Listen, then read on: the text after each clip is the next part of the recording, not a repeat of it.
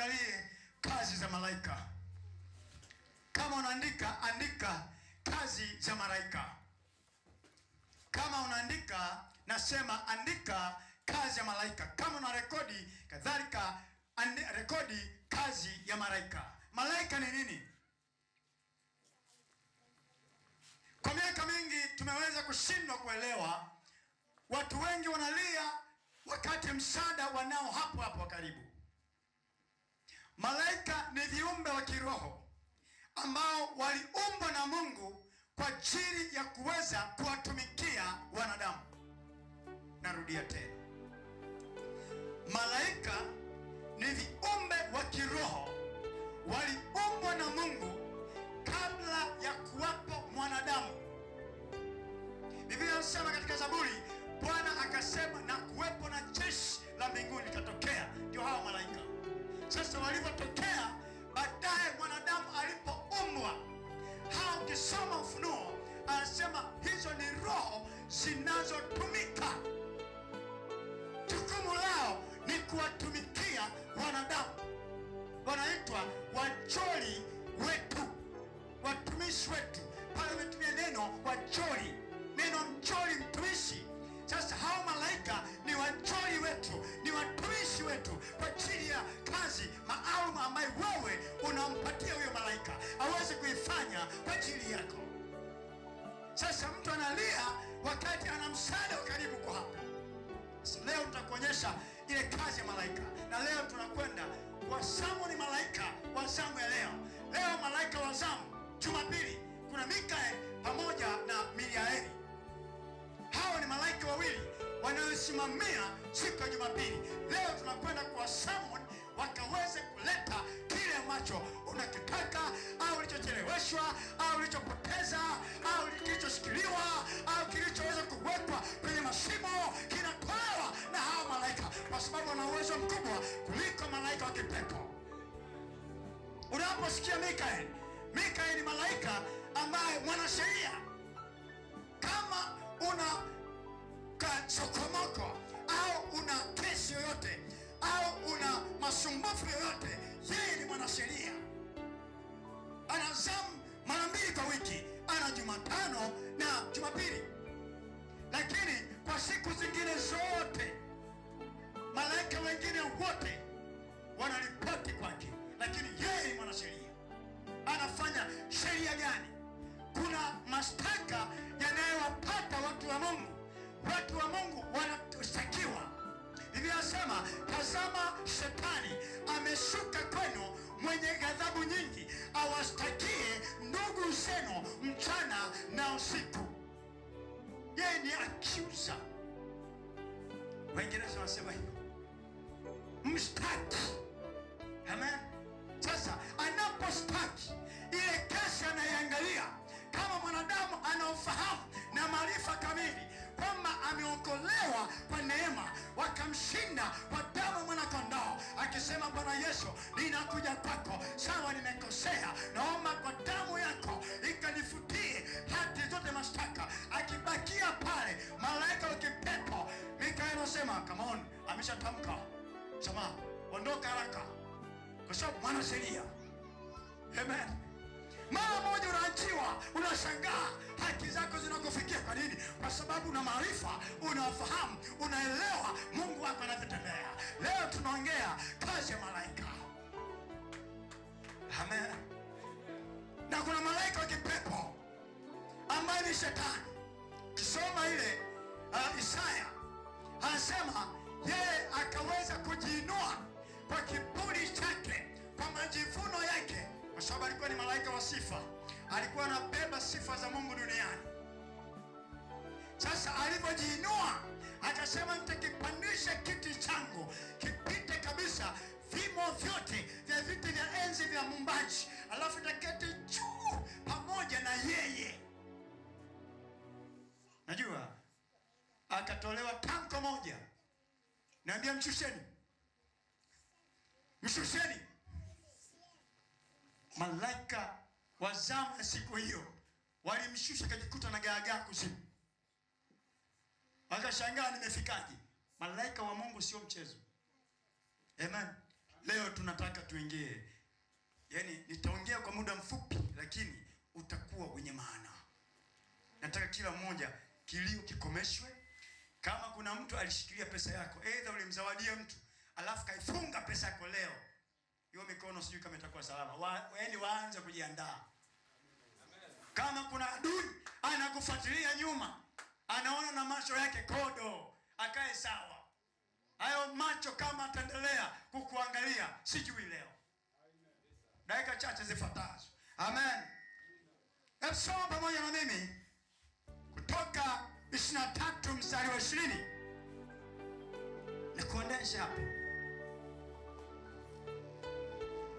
Kutoka 23 mstari wa 20.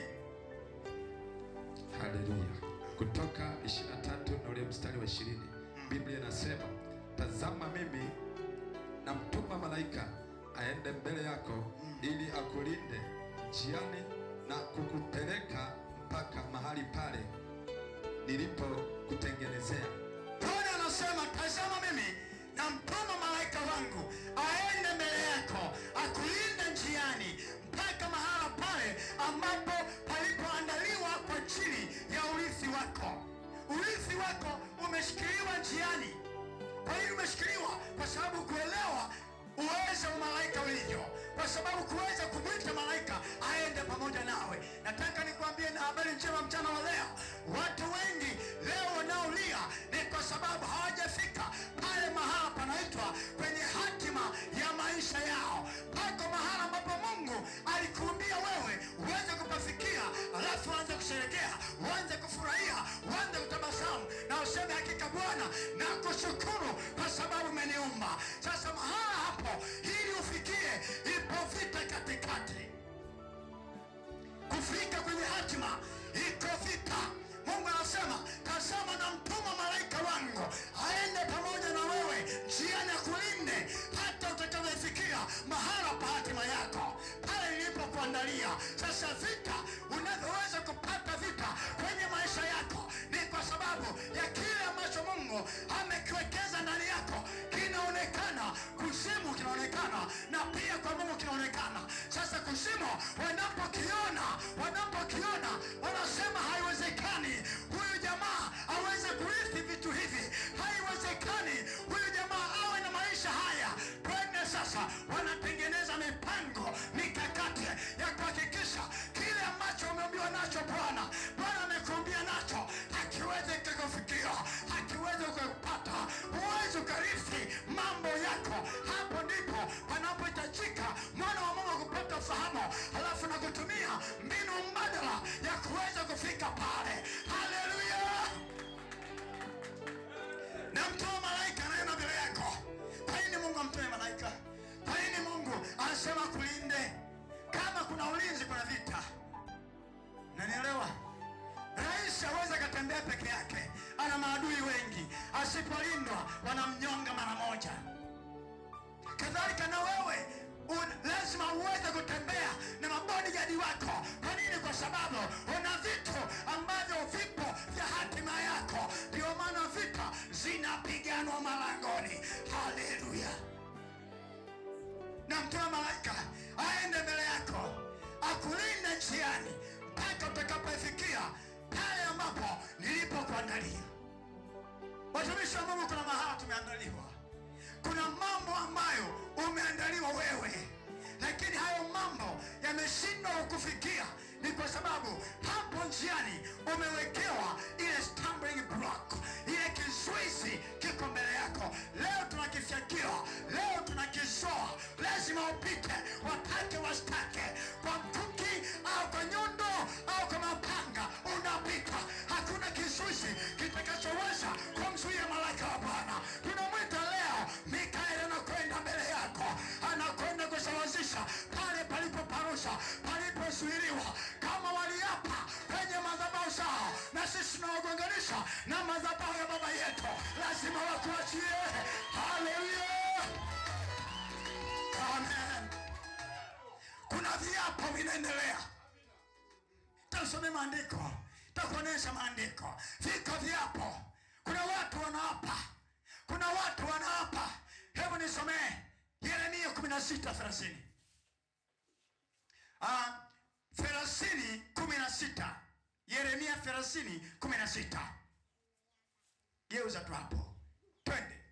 Uweze kusikia kuna maadui. Wewe unakaa unakula ugali unafikiria. Kuna watu wana hasira. Wanaona maisha yako. Yeremia 30:16. Biblia inasema, Naam. Basi watu wote wakulao wataliwa. Basi watu wote wakulao wataliwa wao. Na adui zako wote watakwenda kufungwa. Na maadui zako wote watakwenda kufungwa. Leo tutaandaa minyororo ya moto. Mikaeli atashuka hapa leo. Nasema kila mmoja wao na hao waliokuteka nyara watatekwa. Na wale waliokuteka nyara watatekwa. Anasema Bwana, twende. Na wote waliokuwinda nitawafanya kuwa mawindo. Na wote waliokuwinda. Ndio maana akasema namtuma malaika aende mbele yako akulinde njiani. Kuna wawindaji na wote waliokuwinda. Na wote waliokuwinda nitawafanya kuwa mawindo. Twende malizia. Hapo 17. Twende. Niendelee 17. Malizia. 17 anasema, maana nitakurudishia afya. Maana nitakurudishia afya yako. Nami nitakuponya jeraha zako. Nami nitakuponya jeraha zako. Asema Bwana. Asema Bwana mwenyewe. Kwa sababu amekuita mwenye kutupwa. Wakisema ni Sayuni ambao hapana mtu autakaye. Ni Sayuni ambaye hapana mtu autakaye. Kuna watu wanasema huyu si lolote si chochote. Mwaka huu lazima anaisha. Wamekuita aliyetupwa. Ni Sayuni ambaye hakuna autakaye. Kila unapojitokeza na hilo nalo na hili limekuja. Kila unapopita